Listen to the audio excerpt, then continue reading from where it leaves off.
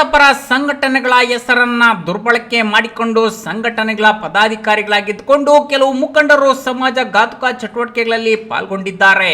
ಚಿಕ್ಕಬಳ್ಳಾಪುರ ಜಿಲ್ಲೆಯಲ್ಲಿ ಕರವೇ ಯುವ ಸೇನೆಯ ಜಿಲ್ಲಾಧ್ಯಕ್ಷ ಅಕ್ರಮ ಗ್ಯಾಸ್ ಫಿಲ್ಲಿಂಗ್ ಕೇಸಲ್ಲಿ ಅರೆಸ್ಟ್ ಆಗಿದ್ದಾನೆ.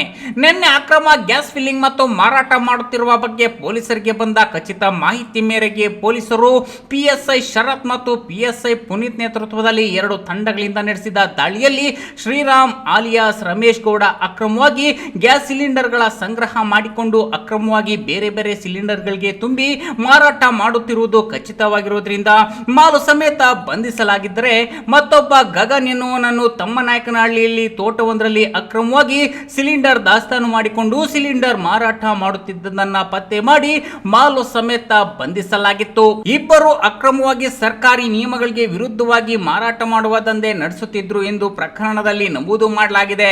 ಅದರಂತೆ ವಿಚಾರಣೆ ನಡೆಸಿದ ಟೌನ್ ಪೊಲೀಸರು ಇಂದು ಶ್ರೀರಾಮ್ ಅಲಿಯಾಸ್ ರಾಮೇಗೌಡ ಎನ್ನುವರನ್ನ ಸ್ಟೇಷನ್ ಬೇಲ್ ಮೇಲೆ ಬಿಡುಗಡೆಗೊಳಿಸಿದ್ರೆ ಗಗನ್ ಎನ್ನುವನನ್ನ ಜೈಲಿಗೆ ಕಳುಹಿಸಿದ್ದಾರೆ. ಅರೆಸ್ಟ್ ಆದ ಇಬ್ಬರ ಬಗ್ಗೆ ಕ್ರೈಮ್ ಡಿವೈಎಸ್ಪಿ ರವಿಕುಮಾರ್ ಮಾಹಿತಿ ನೀಡಿದ್ದು, ಇವರಿಗೆ ಸಿಲಿಂಡರ್ ಯಾರು ಸರಬರಾಜು ಮಾಡುತ್ತಿದ್ರು, ಗ್ಯಾಸ್ ಏಜೆಂಟರುಗಳ ಜೊತೆ ಏನಾದ್ರೂ ಒಪ್ಪಂದ ಮಾಡಿಕೊಂಡಿದ್ರ ಅನ್ನೋ ವಿಚಾರಣೆ ನಡೆಯುತ್ತಿದೆ. ಹಾಗೇನಾದ್ರೂ ಆಗಿದ್ರೆ ಏಜೆಂಟರ ಮೇಲೂ ಎಫ್ಐಆರ್ ಹಾಕಿ ಕಾನೂನು ಕ್ರಮಕ್ಕೆ ಮುಂದಾಗುತ್ತೇವೆ ಎಂದು ತಿಳಿಸಿದ್ದಾರೆ. ನಮಸ್ಕಾರ, ನಾನು Ravikumar, DSP Chikkaballapur cyber crime ಅಲ್ಲಿದ್ದೀನಿ. ನಿನ್ನೆ ನನ್ನ ಬಾತ್ಮೀದಾರರಿಂದ ನಮಗೆ ಬಂದ ಇನ್ಫಾರ್ಮೇಷನ್ ನಂತರ ಚಿಕ್ಕಬಳ್ಳಾಪುರ ನಗರದಲ್ಲಿ ಭಾಳಷ್ಟು ಕಡೆ ಈ ಥರ ಗ್ಯಾಸ್ ರೀಫಿಲ್ಲಿಂಗ್ ಅಕ್ರಮವಾಗಿ ನಡೀತಾ ಇದೆ ಅಂತ ಒಂದು ಮಾಹಿತಿ ಇರ್ತದೆ.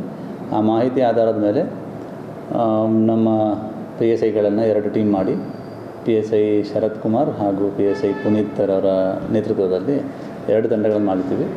ಅವರು ಹೋಗಿ ರೇಡ್ ಮಾಡಿದಾಗ PSI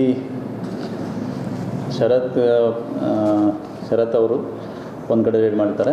ಆ PSI ಶರತ್ ಅವರು ರೇಡ್ ಮಾಡಿರೋ ಕಡೆ ಒಬ್ಬ ಶ್ರೀರಾಮ್ ಬಿನ್ ಈರಪ್ಪ ಅನ್ನೋ ಒಬ್ಬ 38 ವರ್ಷದ ಒಕ್ಕಲಿಗರು ವ್ಯಾಪಾರ ವೃತ್ತಿ ಮಾಡಿರುವಂಥ ಜೈನ್ ಭವನ ಎದುರು ಬಸವನಗುಡಿ ರಸ್ತೆ 19ನೇ ವಾರ್ಡಲ್ಲಿ ವಾಸವಾಗಿರೋಂಥ ಈ ವ್ಯಕ್ತಿ ಸುಮಾರು 19 ಸಿಲಿಂಡರ್ಗಳನ್ನು ಅವನಂತ ನಾವು ವಶಪಡಿಸ್ಕೊಂಡು, ಒಂದು ತೂಕದ ಯಂತ್ರ ಮತ್ತು 2 ದೊಡ್ಡ ಗ್ಯಾಸ್ ರೀಫಿಲ್ಲಿಂಗ್ ಪಿನ್ಸ್ ಮತ್ತು 8 ಸಣ್ಣ ರೀಫಿಲ್ಲಿಂಗ್ ಪಿನ್ಸನ್ನು ವಶಪಡಿಸ್ಕೊಂಡಿರ್ತೀವಿ.